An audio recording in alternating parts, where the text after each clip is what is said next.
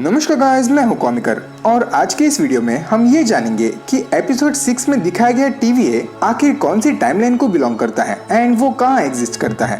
क्योंकि एपिसोड 6 के एंडिंग तक सब कुछ ठीक चल रहा होता है, लेकिन ही हू रिमेन्स के मर जाने के बाद सब कुछ बदल जाता है।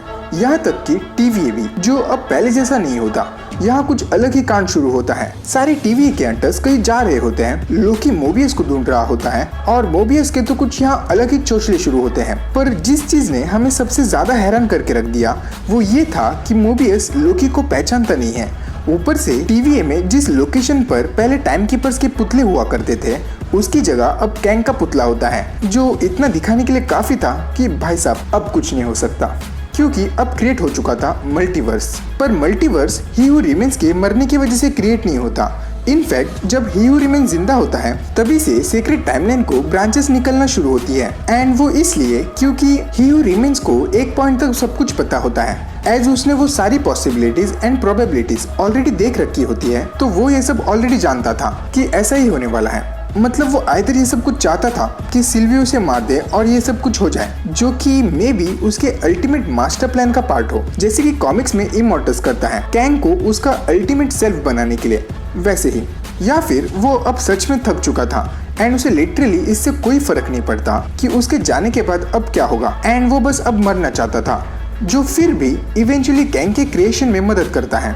अब अगर आपने मेरी ये वाली वीडियो देखी है तो उसमें मैंने कहा था कि कैसे यहाँ मल्टीपल TVA एग्जिस्ट कर सकते हैं। तो अगर आपने मेरी वो वीडियो नहीं देखी है तो link is in the description. अब TVA में कैंग का पुतला होने के दो रीजन हो सकते हैं। इसका पहला पॉसिबल रीजन ये हो सकता है कि सिल्वी लोकी को जिस टाइमलाइन में भेजती है उस पर मल्टीवर्स खुल जाने की वजह से अब असर पड़ा हो और उसकी सारी की सारी हिस्ट्री फिर से लिखी गई हो।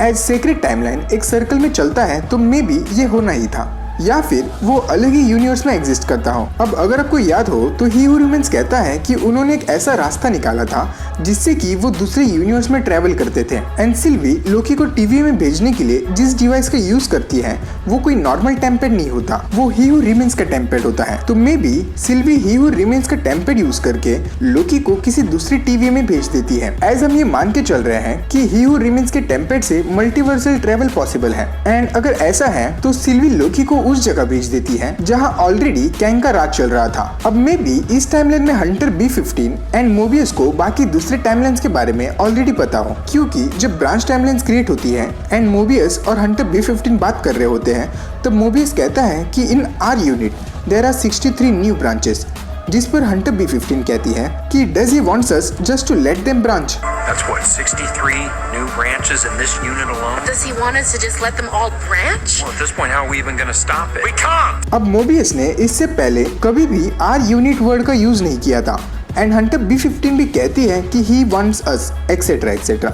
मतलब यहाँ इस TVA में ये लोग डायरेक्टली किसी एक मेल से ऑर्डर ले रहे हैं। एंड जहाँ तक हमें पता है कि रेवेना रेंसलेयर एक फीमेल थी जो इससे पहले TVA को संभालती थी, लेकिन अब वो जा चुकी है। अब हो सकता है कि ये सीन हमें ये बता रहा हो कि TVA के डिफरेंट सेक्टर्स एग्जिस्ट करते हैं या फिर डिफरेंट TVA डिफरेंट यूनिट्स में एग्जिस्ट करते हैं। एंड मोबियस उसी की बात कर रहा था। ऑल्सो इस एपिसोड के एंड क्रेडिट्स में जिस एक्टर ने केसी का रोल प्ले किया था उसके नाम के सामने हंटर K5E ये लिखा होता है। तो चांसेस हाई है कि ये कोई डिफरेंट टाइमलाइन या फिर डिफरेंट यूनिवर्स हो जहाँ सिल्वी लोकी को भेज देती है।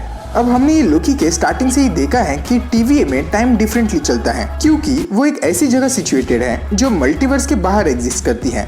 सेम वे जिस तरह ही हू रिमेन्स का कासल सीक्रेट टाइमलाइन के बाहर एग्जिस्ट करता है। अब अगर ये सच है, मतलब अगर TVA इस कासल की तरह मल्टीवर्स के बाहर लोकेटेड है, तो ब्रांच टाइमलाइन क्रिएट होने की वजह से उसमें कोई भी चेंजेस नहीं होनी चाहिए, ना TVA के अंदर और ना ही TVA के बाहर, अनलेस ये जो TVA है वो एक ऐसे मल्टीवर्स या फिर एक ऐसे यूनिवर्स में लोकेटेड है जहाँ कैंग द कॉन्करर स्टार्टिंग से ही इस TVA को रूल कर रहा है। एंड मे बी ऐसा ही है, क्योंकि अगर हम एपिसोड 6 के ओपनिंग सीन को देखें तो एपिसोड स्टार्ट होता है काइंड ऑफ एक बिग बैंग से, जहां हमें सभी एवेंजर्स के वर्ड्स एंड फेमस पर्सनैलिटीज के कोट सुनाई देते हैं।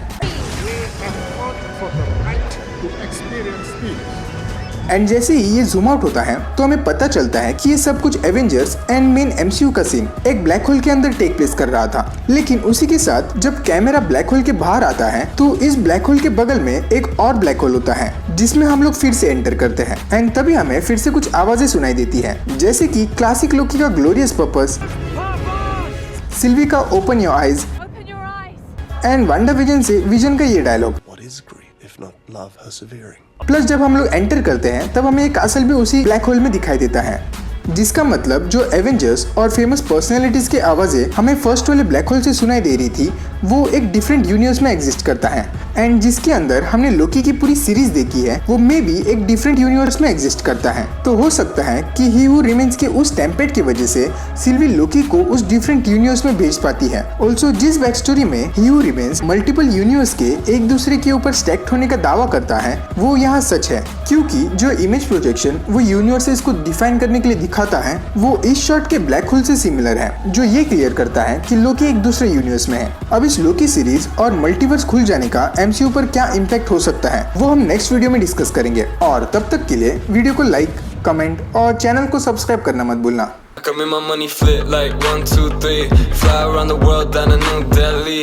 Yeah, while all of a sudden they wanna act like we friends, probably 'cause they see me riding in a brand.